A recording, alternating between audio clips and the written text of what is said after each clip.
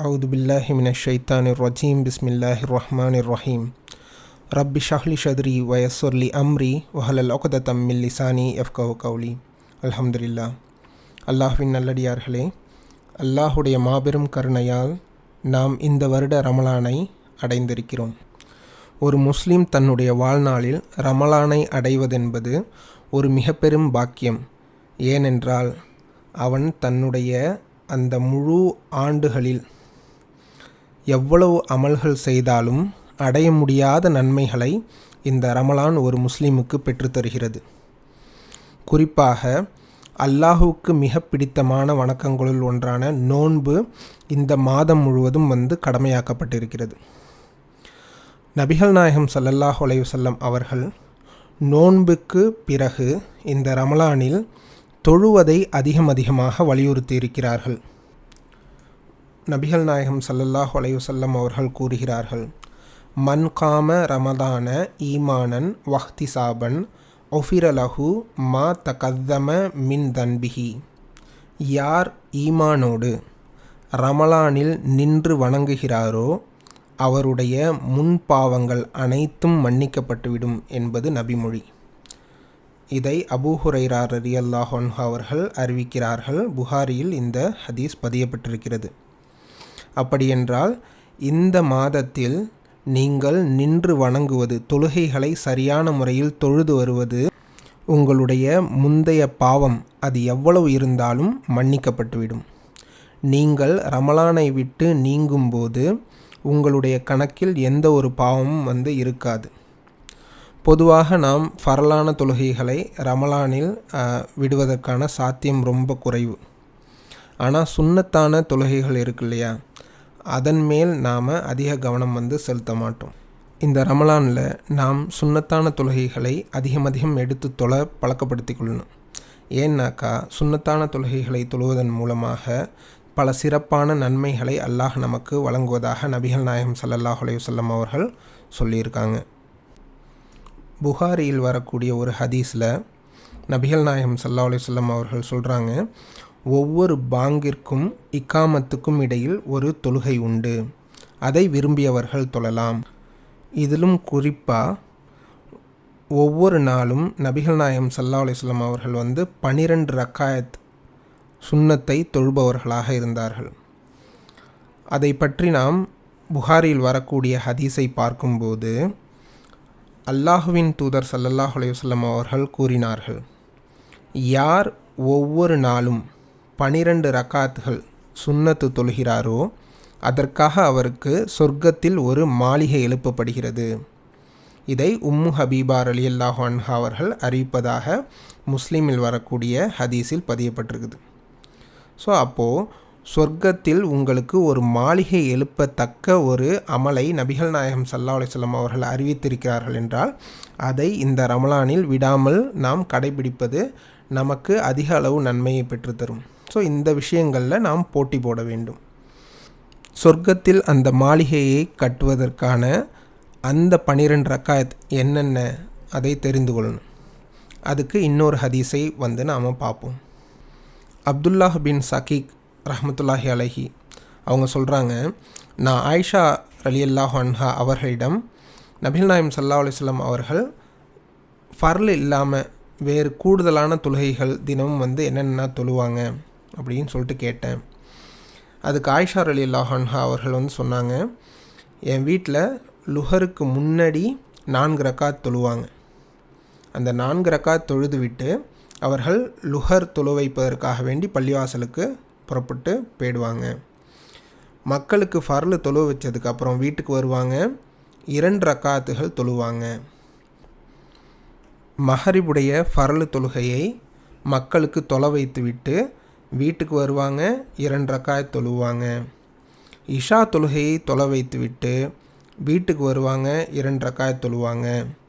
இப்படி ஒவ்வொரு வக்கத்திலும் நபிகள் நாயகம் ஸல்லல்லாஹு அலைஹி வஸல்லம் அவர்கள் தொழுத கூடுதலான தொழுகை, ஃபர்ல் அல்லாத கூடுதலான தொழுகை ஆயிஷா ரலியல்லாஹு அன்ஹா சொல்லக்கூடிய இந்த ஹதீஸ் முஸ்லீமில் வரக்கூடிய 1323வது ஹதீஸ். இப்போது இது வல்லாமல் இன்னொரு அறிவிப்பு இருக்குது. அதில் என்னன்னாக்கா ஆயிஷா ரலியல்லாஹு அன்ஹா அவர்கள் தான் அறிவிக்கிறாங்க, நபிகள் நாயகம் ஸல்லல்லாஹு அலைஹி வஸல்லம் அவர்கள் உபரியான தொழுகையில் ஃபஜருடைய 2 ரக்காத்துகளுக்கு கொடுத்த முக்கியத்துவத்தை போல் வேறு எதற்கும் அதிக முக்கியத்துவம் கொடுக்க மாட்டார்கள். இந்த ஹதீஸ் புகாரில் 1163வது ஹதீஸாக பதியப்பட்டிருக்குது. இப்போது நாம் முன்னாடி ஒரு ஹதீஸை பார்த்தோம். உம்மு ஹபீபா ரலியல்லாஹு அன்ஹா அறிவிக்கிறாங்க, என்னன்னாக்கா, யார் ஒருவர் ஒவ்வொரு நாளும் 12 ரக்காத்துகள் தொழுகின்றாரோ அவருக்காக சொர்க்கத்தில் ஒரு மாளிகை எழுப்பப்படுகிறது. அந்த 12 ரக்காத்து சுன்னத்தான இந்த ஒவ்வொரு வக்கத்திலும் நபிகள் நாயகம் ஸல்லல்லாஹு அலைஹி வஸல்லம் அவர்கள் தொழுததாக சொல்லப்பட்டது இல்லையா, இந்த 12 ரக்காத்துகள் தான். மறுபடியும் அந்த கவுண்ட்டை பார்ப்போம். என்னென்னா, சுபுஹுடைய ஃபரலுக்கு முன் 2 ரக்காத்துகள், லுஹருடைய ஃபரலுக்கு முன் 4 ரக்காத்துகள். அந்த லுஹருடைய ஃபரலுக்கு முன் தொழக்கூடிய அந்த 4 ரக்காத்து இருக்கு இல்லையா, அதை 2 தொழ வேண்டும். ஸோ இப்போ ஃபஜருக்கு முன் 2 ரக்காத்துகள், லுஹருடைய ஃபரலுக்கு முன் 4 ரக்காத்துகள், 6 ஆச்சு. லுஹருடைய ஃபரலுக்கு பின் 2 ரக்காத்துகள், 6ம் 2ம் 8 ஆயிடுச்சு. இது வல்லாமல் மஹரிபுக்கு பின் 2 ரக்காத்துகள், இஷாவுக்கு பின் 2 ரக்காத்துகள், 8ம் 4ம் 12 ஆயிடுச்சு. இந்த 12 ரக்காத்துகள் தான் உம்மு ஹபீபா ரலியல்லாஹு அன்ஹா அவர்கள் அறிவிக்கிற அந்த ஹதீஸில் வரக்கூடிய அந்த 12 ரக்காத்துகள். இந்த தொழுகையை யார் விடாமல் தினமும் தொழுது வருகிறாரோ அவருக்கு சொர்க்கத்தில் ஒரு மாளிகை எழுப்பப்படுகிறது. இந்த உலகத்தில் நாம் இருக்கிறப்ப நமக்கு முக்கிய தேவை 3 இருக்குது. 1 சாப்பிட சாப்பாடு, இருக்க இடம், உடுக்க உடைகள். இதில் நாம் அதிக அளவு செலவு பண்ணுறது, நம்முடைய வாழ்நாளில் கிட்டத்தட்ட பாதி நாட்களை நாம் உழைப்பில் ஈடுபடுகிறோம். எதற்காக? நாம் இருக்கக்கூடிய இந்த வீட்டுக்காக. ஆனால் சொர்க்கத்தில் அல்லாஹ் நமக்காக ஒரு மிகப்பெரிய மாளிகையை கட்ட காத்திருக்கிறான். அல்லாஹ் சொர்க்கத்தின் இன்பங்களை எல்லாம் பற்றி சொல்லும் போதெல்லாம் அவன் சொல்லக்கூடிய அந்த வார்த்தை என்ன தெரியுமா? எந்த கண்ணும் பார்த்திராத, எந்த செவியும் கேட்டிராத, எந்த ஒரு மனதும் கற்பனை கூட செய்து பார்த்த முடியாத ஒரு இன்பத்தை அல்லாஹ் உங்களுக்கு தருவதற்காக காத்திருப்பதாக சொல்கிறான்.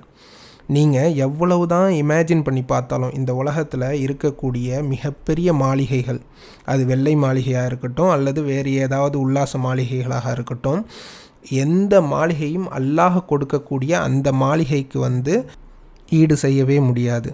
அப்படி ஒரு மாளிகையை அடைவதற்கு இந்த ரமலானில் நாம் இந்த 12 ரக்காத்துகளை விடாமல் தொழுது வருவோம். இன்ஷா அல்லாஹ் நம்முடைய அமல்களை அல்லாஹ் பொருந்தி கொண்டு மேலதிகமாக நன்மைகளை இந்த ரமலானில் நமக்கு வழங்கி அருள் புரிவானாக. வாஹித் தாவானா அல்ஹம்துலில்லாஹி ரப்பில் ஆலமீன். அஊது பில்லாஹி மினஷ் ஷைத்தானிர் ரஜீம். பிஸ்மில்லாஹிர் ரஹ்மானிர் ரஹீம். ரப்பி ஷ்ரஹ்லி ஸத்ரி வயஸ்ஸிர்லி அம்ரி வஹலுல் உக்ததம் மின் லிசானி யஃப்கஹு கௌலி. அல்லாஹ்வின் நல்லடியார்களே, இன்றைய தினம் நாம் பார்க்க போகிற விஷயம் அல்லாஹுடைய அர்ஷின் நிழல் யாருக்கெல்லாம் காத்திருக்கிறது என்பதை பற்றி தான். ஈமான் கொண்டுள்ள ஒவ்வொரு முஸ்லீமும் நம்பக்கூடிய ஒரு விஷயம் மறுமை நாள். மறுமை நாளை நம்புவதென்பது நம் ஈமானில் ஒரு பகுதி. கியாமத் நாள் என்று சொல்லப்படக்கூடிய அந்த நாளில் அல்லாஹ் இதுவரை பிறந்து இறந்த அனைத்து மக்களையும் ஒன்று கூட்டுகிறான், அவர்களுக்கு நியாய தீர்ப்பு வழங்குவதற்காக. அந்த நாள் நாம் நினைப்பது போல வெகு சாதாரண நாளெல்லாம் கிடையாது. அது எப்படியாப்பட்ட நாள்? அது 50,000 வருடங்களுக்கு ஒப்பான ஒரு நாள். அந்த நாளில் இந்த பூமியில் உள்ள அத்துணை பொருட்களும் தூள் தூளாக்கப்பட்டு மலைகளும் கடல்களும் எல்லாமே அழிந்து இந்த முழு உலகமே ஒரு கட்டாந்தரையாகிவிடும். அந்த கட்டாந்தரையில்தான் மக்கள் அனைவரும் மீண்டும் உயிர் கொடுத்து எழுப்பப்பட்டு நிறுத்தி வைக்கப்படுவார்கள். அப்போது இப்போது இருக்கக்கூடிய அந்த சூரியன் இருக்குதுல்ல, அதை அல்லாஹ் 1 மைல் தொலைவில் கொண்டு நிறுத்தி விடுவான். 50,000 வருடங்கள். அந்த 50,000 வருடங்களும் 1 மைல் தொலைவில் உள்ள அந்த சூரியனுக்கு கீழே மக்கள் அனைவரும் நிற்பார்கள். இதை நபிகள் நாயகம் ஸல்லல்லாஹு அலைஹி வஸல்லம் அவர்கள் முஸ்லீமில் வரக்கூடிய ஒரு ஹதீஸில் சொல்கிறாங்க, ஒவ்வொரு மக்களும் தங்களுடைய செயல்களுக்கு தக்கவாறு அவர்கள் எவ்வளவு தீமை செய்திருக்கிறார்களோ அதற்கு தக்கவாறு அவர்களிடமிருந்து வேர்வை வெளியாகும். சில பேருடைய வியர்வை அவருடைய கரண்டை கால் வரைக்கும் இருக்கும். சில பேருடைய வேர்வை அவர்களுடைய முழங்கால் வரைக்கும் இருக்கும். சில பேருடைய வேர்வை அவர்களுடைய இடுப்பு வரை இருக்கும். சில பேர்களுடைய வேர்வை அவர்களுடைய வாய் வரை இருக்கும் என்று நபிகள் நாயகம் ஸல்லல்லாஹு அலைஹி வஸல்லம் அவர்கள் தன்னுடைய வாயின் பக்கம் கையால் சமிக்கை செய்து காட்டி சொன்னார்கள். இப்படிப்பட்ட ஒரு நாளில் ஒண்டுவதற்கு எந்த ஒரு நிழலுமே இருக்காது. எங்கேயும் மனிதன் ஓடி ஒளிய முடியாது. எங்கே போனாலும் சூரியன், எங்கே போனாலும் மக்கள் கூட்டம், எங்கே போனாலும் வியர்வை அலை அலையாக அந்த மனிதனை மோதிக்கொண்டிருக்கும். இப்படிப்பட்ட கொடூரமான அந்த நாளில் ஒரு நாள் நீங்கள் நிற்கல, 50,000 வருடங்கள் நிற்க போகிறீங்க. இந்த உலகத்தில் நாம் வாழ்கிறது எவ்வளோ நாள் வாழ்கிறோம்? 60 வயது, 70 வயது, 50,000 வருடங்கள் என்பது எத்தனை மடங்கு பெரியது நீங்கள் வாழ்கிற வாழ்நாளை விட. அந்த நாளுக்காக நாம் தயார் செய்ய வேண்டாமா? இவ்வளவு வெயிலிலும் வியர்வையிலும் மக்கள் கஷ்டப்பட்டு கொண்டு நிற்கும்போது அல்லாஹ் 7 கூட்டத்தினருக்கு தன்னுடைய தனிப்பட்ட அரிஷின் நிழலை வழங்குகிறான். அது என்ன அரிஷின் நிழல்? அரிஷ் என்பது அல்லாஹுடைய சிம்மாசனம், அல்லாஹ் அமர்ந்திருக்கக்கூடிய சிம்மாசனம். அதனுடைய சைஸ் எவ்வளோ தெரியுமா? அதனுடைய அளவு எவ்வளோ தெரியுமா? அது இந்த உலகத்தையும் இந்த அண்ட சராசரத்தில் உள்ள அத்துணை பொருட்களையும் தன்னுள் அடக்கிவிடும். அவ்வளவு பெரிய மிக பெரிய அரிசியுடைய நிழல் யாருக்கு கிடைக்கப் போகிறது? 7 வகையான பேர்களுக்கு மட்டும்தான் கிடைக்கப் போகிறது. அந்த 7 வகையான மக்களும் ஒரு குளிரூட்டப்பட்ட அறையில் இருப்பதை போன்று அவ்வளவு அழகாக அமர்ந்து கொண்டு அந்த 50,000 வருடங்களையும் அழகாக கழிக்கப் போகிறார்கள். மற்ற அனைத்து மனிதர்களும் அந்த மஹ்ஷர் மைதானத்தின் வெயில் தாங்க முடியாமல் 50,000 வருடங்களும் அவர்கள் அலைக்கழிக்கப்பட்டு கொண்டிருப்பார்கள். அப்போது இந்த அல்லாஹுடைய அர்ஷுடைய நிழலை பெறுவது எவ்வளவு முக்கியமான விஷயம் என்பது புரிகிறதா? யார் அந்த 7 வகையான மக்கள்? அவர்கள் என்ன அமல் செய்தார்கள்? அந்த 7 வகையான மக்களில் நாம் ஒருவராக ஆக முடியுமா என்றால் நிச்சயமாக ஆக முடியும். அல்லாஹ் அதற்கான வழியையும் அதற்காக செய்யப்பட வேண்டிய அமல்களையும் மிகவும் எளிதாக்கி வைத்திருக்கிறான். முதல் வகை, அந்த நபர் யார்? நீதிமிக்க ஆட்சியாளர். ஒரு நாட்டை ஆள்கிற ஆட்சியாளரோ அல்லது ஒரு பொறுப்பு கொடுக்கப்பட்ட பொறுப்பாளியோ அந்த பொறுப்பை சரியான விதத்தில் நிறைவேற்றும் போது, யாருக்கும் அநீதி இழைக்காமல் சரியான விதத்தில் நிறைவேற்றும் போது அவர்கள் இந்த 7 பேரில் ஒருவராக வந்துவிடுகிறார். உண்மையிலேயே ஒரு நாட்டை ஆளக்கூடிய அரசன் தன்னுடைய குடிமக்களுக்கு எந்த அநீதியும் இழைக்காமல் ஆட்சி செய்கிறார். அப்போது இந்த அரசன் அந்த 7 வகையில் ஒருவனாக ஆக்கப்பட்டு விடுகிறான். அப்போ இது போன்ற விஷயம் நமக்கு கிடைக்காதா? இஸ்லாத்தை பொறுத்த வரைக்கும் ஒவ்வொருவரும் பொறுப்பாளிகள். இப்போ நீங்கள் ஒரு குடும்பத்துக்கு குடும்பத் தலைவராக இருக்கீங்கன்னாக்கா அந்த குடும்பத்தில் உள்ள அத்தனை மக்களுக்கும் நீங்கள் தான் உணவு, உடை, வேறு என்னென்ன அவர்களுக்கு தேவை இருக்கிறதோ அத்தனை தேவைகளையும் நிறைவேற்றுவது யார் என்றால் நீங்கள் தான் நிறைவேற்றுகிறீர்கள். அப்போது அதில் எந்த ஒரு அநீதியும் இல்லாமல் நீங்கள் சரியான முறையில் நிறைவேற்றும் போது இது போன்ற அந்த 7 வகையில் ஒருவராக நீங்களும் ஆக்கப்படுவீர்கள். ஒரு ஆஃபீஸில் வேலை செய்கிறீங்க, உங்களுக்குன்னு சொல்லிட்டு ஒரு பொறுப்பு கொடுக்கப்படுது. அதை அல்லாஹுக்கு பயந்து சரியான முறையில் நிறைவேற்றுறீங்க. எந்த வகையிலும் யாருக்கும் துரோகம் செய்யாமல் நீங்கள் அந்த வேலையில் இருக்கிறீர்கள் என்றால் உங்களுக்கும் இது போன்ற ஒரு பதவி அல்லாஹ்விடத்தில் கிடைக்கும். இரண்டாவது வகை மனிதர்கள் தன்னுடைய இளமை காலத்தை அல்லாஹுடைய அந்த வணக்க வழிபாட்டில் கழித்தவர். குறிப்பாக இந்த வணக்க வழிபாடு செய்யக்கூடிய விஷயங்கள் எல்லாம் வயசானதுக்கு அப்புறம் தான் நமக்கு தோணும். ஆனால் ஒரு மனிதன் இளமையாக இருக்கும்போது இது போன்ற வணக்க வழிபாடுகளில் ஈடுபடுகிறான் என்றால் அதுக்கு மிகப்பெரிய தியாகம் வேண்டும். ஏன்னா இன்றைய உலகத்தில் இளைஞர்களை கெடுப்பதற்காக 1000 விஷயங்கள் அவனை சுற்றி இருக்குது. வீடியோ கேமாக இருக்கட்டும், மியூசிக், ஷாப்பிங் மால், அவனை சுற்றி வரக்கூடிய விளம்பரங்கள், இது எல்லாமே ஒரு இளைஞனை கெட்டு குட்டிச்சவராக்குவதற்காக அத்தனை வழிகளிலும் இந்த முழு உலகமே இணைந்து செயல்படுறத பார்க்குறோம். இப்படியாப்பட்ட இந்த உலகத்தில் இருந்துக்கிட்டு அவன் தன்னுடைய இளமை காலத்தை அல்லாஹுடைய அமலில் கழிக்கிறான் என்றால் அது ரொம்ப பெரிய விஷயம். இதற்கு பரிசாக அல்லாஹ் கியாமத்து நாளில் தன்னுடைய அரிஷின் நிழலை தருகிறான். நபிகள் நாயகம் ஸல்லல்லாஹு அலைஹி வஸல்லம் அவர்கள் சொல்கிறாங்க, மறுமை நாளில் 4 கேள்விகள் கேட்கப்படும். அந்த 4 கேள்விகளுக்கும் பதில் சொல்லாத வரை அவன் நின்ற இடத்தை விட்டு அசைய முடியாது. அது என்ன 4 கேள்வி? உன்னுடைய வாழ்நாளை எவ்வாறு கழித்தாய்? 2வது கேள்வி, உன்னுடைய வாலிபத்தை, உன்னுடைய இளமை வயதை எவ்வாறு கழித்தாய்? இதுதான் ரொம்ப முக்கியமான கேள்வி. ஸோ அப்போது உன்னுடைய வாழ்நாளை எவ்வாறு கழித்தாய்ன்னு சொல்லிட்டு ஒரு கேள்வி கேட்கும்போதே அதுலேயே உன்னுடைய இளமையை எவ்வாறு கழித்தாய் அப்படிங்கிறது தெளிவாக வந்துடுது. ஆனாலும் கூட இந்த கேள்வி 2வது கேள்வியாக கேட்கப்படுது. அப்போது ஒரு மனிதன் தன்னுடைய இளமையை நல்ல விஷயங்களில் கழிப்பது ரொம்ப முக்கியமான விஷயம். 3வது, நீ எவ்வாறு சம்பாதித்தாய்? ஹலாலான முறையில் சம்பாதிச்சியா? அதை எவ்வாறு செலவு செய்தாய்? அடுத்து, நீ கற்றபடி எவ்வாறு அமல் செய்தாய்? இந்த கேள்விகளுக்கு நான் பதில் சொல்லாமல் கியாமத்து நாளில் நீங்கள் நின்ற இடத்தை விட்டு அசைய முடியாது என்று பைஹக்கியில் வரக்கூடிய ஒரு ஹதீஸில் நபிகள் நாயகம் ஸல்லல்லாஹு அலைஹி வஸல்லம் அவர்கள் அறிவிக்கிறார்கள். இப்போது 3வது வகையினரை பார்ப்போம். பள்ளிவாசலுடன் தொடர்புடைய இதயமுடையவர். எங்கே போனாலும் இந்த மனிதருக்கு பள்ளிவாசல் பற்றிய ஞாபகமே இருந்து கொண்டிருக்கும். இப்போ ஃபஜருக்கு போகிறாருனாக்கா ஃபஜருக்கு போயிட்டு வீட்டுக்கு வந்தோடனே அடுத்து எப்போ நாம் பள்ளிவாசலுக்கு போவோம்? லுஹர் எப்போ வரும்? லுஹருக்கு போகிறாருனா லுஹருக்கு போயிட்டு மறுபடியும் வீட்டுக்கு வந்தோடனே மறுபடியும் அவருடைய மனது அந்த பள்ளிவாசலோடவே இணைஞ்சிருக்கும். எப்போ அடுத்து பள்ளிவாசலுக்கு போவோம்? எப்போ அடுத்து நாம் மஸ்ஜிதுக்கு போய் தொழுவோம்? இந்த மாதிரி பள்ளிவாசலுடைய தன்னுடைய இதயத்தை எப்போதும் தொடர்பு படுத்தி வைத்திருக்கக்கூடிய மனிதருக்கும் அல்லாஹ் தன்னுடைய அரிஷின் நிழலை வழங்குகிறான்.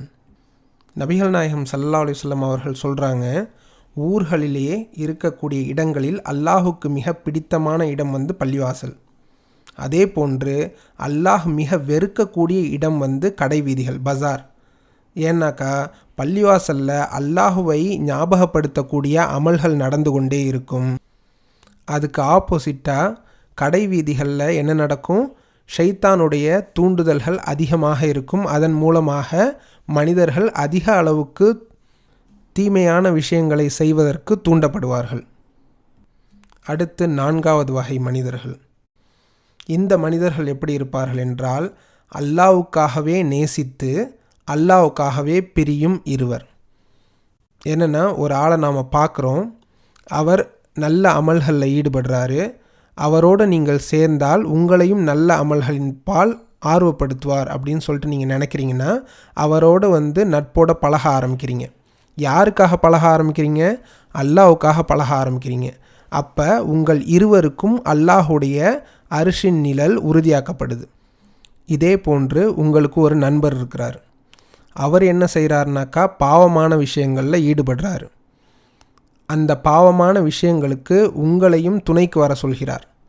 அப்படி இருக்கும்போது அல்லாஹ்வுக்காக வேண்டி அவருடைய நட்பை நீங்கள் விலக்கி கொண்டால் உங்களுக்கு அல்லாஹுடைய அந்த அரிஷின் நிழல் கிடைக்கிறது. அப்போது அல்லாஹ்வுக்காக யார் ஒன்று சேர்ந்து நட்போடு பழகுகிறார்களோ அவர்களுக்கும் அல்லாஹுடைய அரிஷின் நிழல் கிடைக்கிறது. யார் அல்லாஹுக்காக வேண்டி ஒரு நட்பை பிரித்து வெளியே வருகிறாரோ அவருக்கும் அரிஷுடைய நிழல் கிடைக்கிறது. 5வது வகையினர். யார் அந்த 5வது வகையினர்?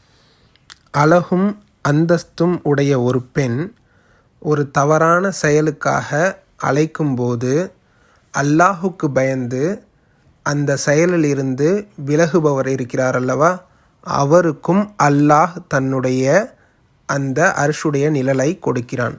இது ஆணுக்கு மட்டுமல்ல, ஒரு பெண் அதே போன்று ஒரு நிலையிலிருந்து ஒரு அழகான வாலிபர், நல்ல குடும்பத்தை சேர்ந்த வாலிபர் அந்த பெண்ணை தவறான வழிக்கு அழைக்கிறார் என்றால் அதில் அவர் ஈடுபடாமல் அல்லாஹுக்கு பயந்து அந்த விஷயத்தை தவிர்ந்து கொள்வாரானால் அந்த பெண்ணுக்கும் அல்லாஹ் அந்த அர்ஷுடைய நிழலை தருகிறான். அடுத்து 6வது வகையினர். இவர் எப்படிப்பட்டவர் என்றால், தம்முடைய இடக்கரம் செய்யக்கூடிய தர்மத்தை வலக்கரம் அறியாத வகையில் இரகசியமாக தர்மம் செய்யக்கூடியவர். இதை நபிகள் நாயகம் ஸல்லல்லாஹு அலைஹி வஸல்லம் அவர்கள் இலக்கணமாக சொல்கிறாங்க.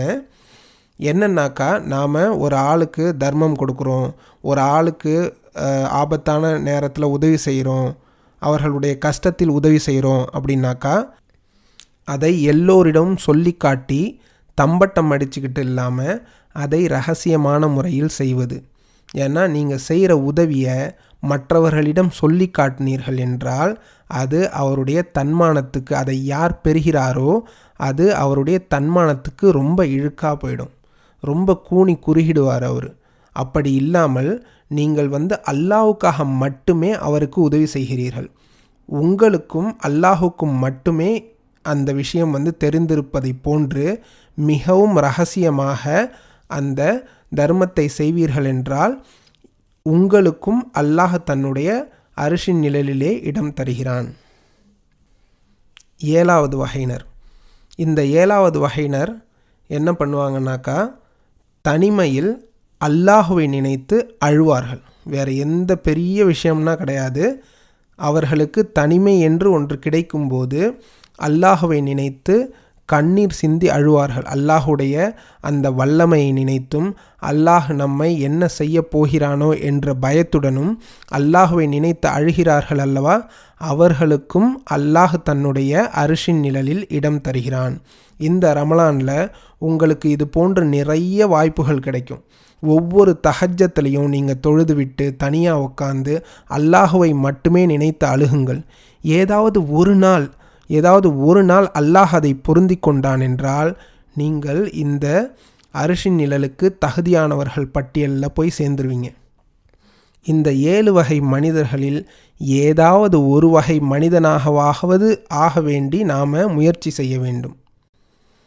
நாம் ரகசியமாக தர்மம் கொடுக்கலாம், பள்ளிவாசல் பற்றியே நினச்சிட்டு பள்ளிவாசலுக்கு அடிக்கடி போய் வருபவர்களாக இருக்கலாம். அல்லாஹுவை நாம் நினைத்து அழுவது பெரிய விஷயம் கிடையாது. இது போன்ற விஷயங்கள் எல்லாம் நம்முடைய வாழ்நாளில் பழக்கப்படுத்தி கொண்டே வந்தோம் என்றால், ஏதாவது ஒரு விஷயம் அல்லாஹுக்கு மிகவும் பிடித்து போய்விட்டதென்றால் நம்முடைய கியாமத்து நாளில் அந்த 50,000 வருடங்கள் மிகவும் சொகுசாக கழிந்துவிடும்.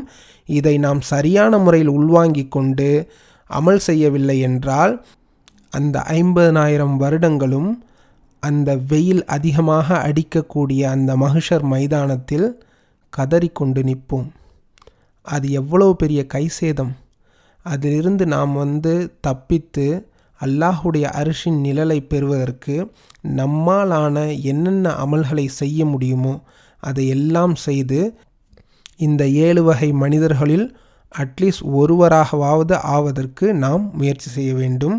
அல்லாஹ் கேட்டபடி நடக்கக்கூடிய அந்த பாக்கியத்தை நம் அனைவருக்கும் தந்தருள் புரிவானாக. நம்மையும் அல்லாஹ் அந்த 7 கூட்டத்தினரில் ஒருவராக ஆக்கி அருள வேண்டும். வாஹித் தவான் அல்ஹம்துலில்லாஹி ரப்பில் ஆலமீன்.